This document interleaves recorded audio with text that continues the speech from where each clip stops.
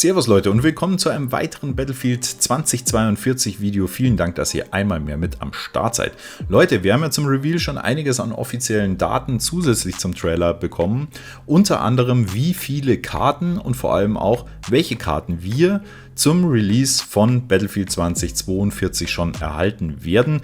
Das Ganze möchte ich heute mal mit euch durchgehen. Ich stelle euch das vor, sage ein paar Takte dazu, was ich mir dazu denke, überlegt habe und so weiter, und würde mich auch über euer Feedback freuen, was da so eure Favorites sind, beziehungsweise was ihr davon haltet. Starten werden wir mit der Map Orbital und gehen das jetzt einfach Punkt für Punkt durch. Die Map soll in Französisch-Guyana sein und ich lese euch einfach mal kurz den Beschrieb vor. Es ist ein Wettlauf gegen die Zeit und unwirtliche Bedingungen, während du im Umfeld eines unmittelbar bevorstehenden Raketenstartes kämpfst. Achte auf diese dynamische Karte, auf Feindbeschuss ebenso wie auf plötzliche Stürme. Da bin ich mal gespannt, wie sie das vom Spielmodus umsetzen. Könnte jetzt natürlich mehrere Faktoren haben. Also entweder man muss diese Raketenstarts entweder verhindern oder beeinflussen. Also ich sag mal ein bisschen so in dem Vorposten-Style aus Battlefield 5. Plus es kann sich auch nochmal was durch Stürme verändern, ergeben. Beziehungsweise so eine Rakete, wie man es ja mal in dem ersten vermeintlich geleakten Trailer gesehen hat, könnte umkippen und dann auch so das Spiel negativ beeinflussen. Nächste Karte, Sanduhr Doha in Katar. Eine Mission in einer Stadt, die den Kampf gegen die Wüstenbildung längst verloren hat. Gewaltige Staub- und Sandstürme ziehen ständig darüber hinweg und verdunkeln das natürliche Licht, während du um die Kontrolle eines Konvois kämpfst, der in den Sanddünen in der Falle sitzt. Auch hier bekommen wir wieder so einen Sneak Peek, dass es vielleicht wirklich eine andere Art von Operation bzw. Modis in dem Teil geben wird, plus eben Wetterbeeinflussung durch Staub- und Sandstürme, vielleicht so vergleichbar mit der Map-Veränderung, die wir auf Hamada bekommen haben in Battlefield 5. Also auch da bin ich gespannt, wird mit Sicherheit viel Close Combat dabei sein. Wir haben auch Hochhäuser am Start. Erinnert natürlich ein bisschen an Battlefield 4, genauso wie eine Karte, die jetzt im späteren Verlauf noch kommt. Denke ich, wird spannend, wird schmackhaft. Und da bin ich wirklich mal gespannt, was uns erwartet, weil wir haben hier unter anderem auch ein vorgelagertes Stadion, so wie wir das auf dem Screenshot sehen. Da kommen natürlich so leichte Warzone-Erinnerungen auf. Ob es dann wirklich darum geht, werden wir am Ende des Tages sehen. Nichtsdestotrotz wird bestimmt eine richtig geile Map.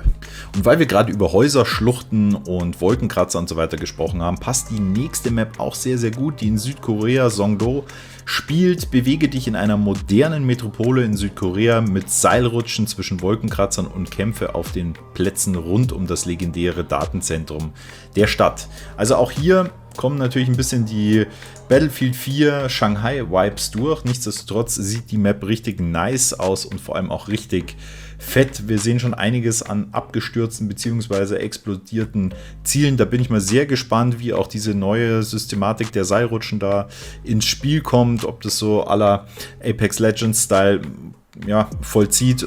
Mal sehen. Wir werden es am Ende des Tages sehen. Nichtsdestotrotz sieht auch das nach einer richtig schmackhaften Map aus, wo wir dann wieder die Späße machen können, vom Hochhaus runter mit dem Fallschirm auf das nächste Haus und so weiter, mit der Seilrutsche wieder hinterflankieren und die Sniper von den Rooftops runterholen. Ich hab Bock. Leute, ich hab Bock auf die Map.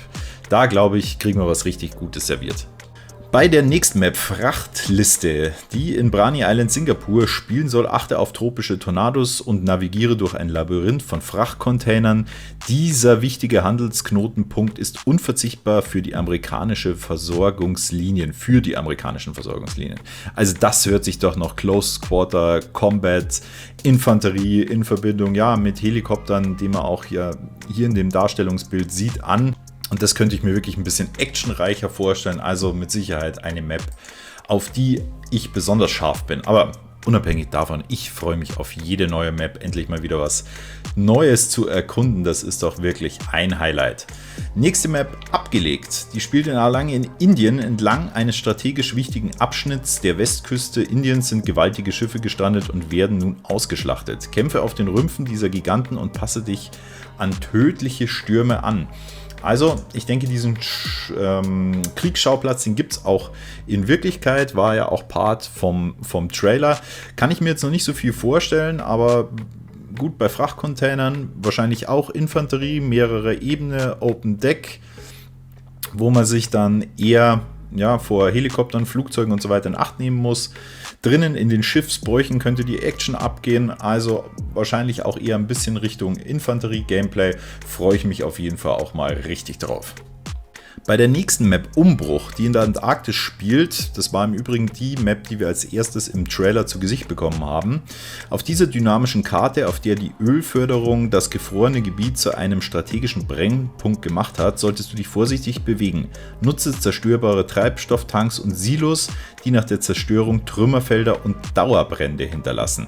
Das ist ja auch mal wieder interessant, weil wir denken jetzt an Antarktis. Wir haben im Trailer auch eine Sequenz gehabt, wo sie da übers Eis scheppern mit ihren Luftkissenbooten und diesem schnellen Hybrid-Tank.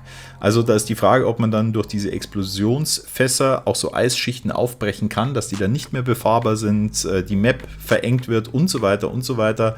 Ich bin auch gespannt, wenn wir uns die Map jetzt anschauen. Da sind ja sehr, sehr hohe Berge gezeichnet. Also, und der Obspray, der hat ja wahrscheinlich auch einen Sinn. Kommt man dann mit dem Obspray auch wirklich nur, oder gibt es auch nochmal andere Möglichkeiten, um diese Berge-Sektoren zu erklimmen? Also da bin ich mal gespannt. Da können wir jetzt, glaube ich, noch nicht so viel ableiten, außer dass es da mehrere Stützpunkte auf jeden Fall geben wird. Und ja, dass es wahrscheinlich weitläufig ist. Erinnert natürlich auch ein bisschen an Battlefield 4, aber nichtsdestotrotz wird das mit Sicherheit auch ein Spaß werden. Gut, und damit kommen wir auch schon zur letzten Map. Die lautet Neuanfang, spielt in der arabischen Wüste in Ägypten.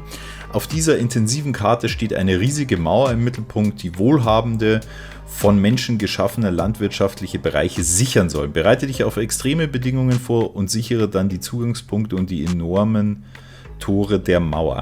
Okay, das ist natürlich irgendwie auch ein bisschen erschreckendes Szenario. Das ist ja auch wirklich was denkbar, wenn mal die Grundordnung oder Weltordnung mal zusammenbricht, wenn die Staaten dann nicht mehr so existieren.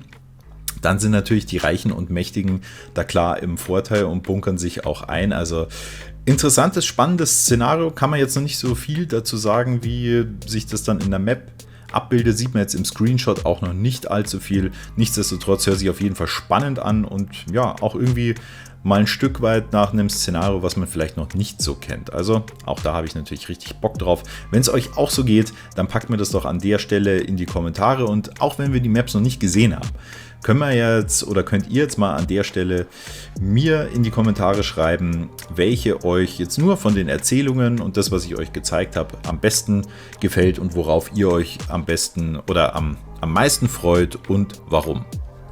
Und das war meine Zusammenfassung zu den Informationen bzw. den Karten, die wir jetzt kennen. Wenn euch das Ganze gefallen hat, wie gesagt, schallert gerne einen Daumen nach oben raus und lasst ein Abo da, wenn ihr noch nicht Teil der ATC Crew seid. Und wir sehen uns auf jeden Fall zum nächsten Video bzw. auch zum nächsten Livestream diesen Sonntag, 13. Juni, zusammen mit Suxay. Bitte seid da gerne mit am Start, würde uns mega freuen. Und ja, macht euch ein schönes Wochenende, haltet die Ohren steif as always und bis dahin, euer A-Team.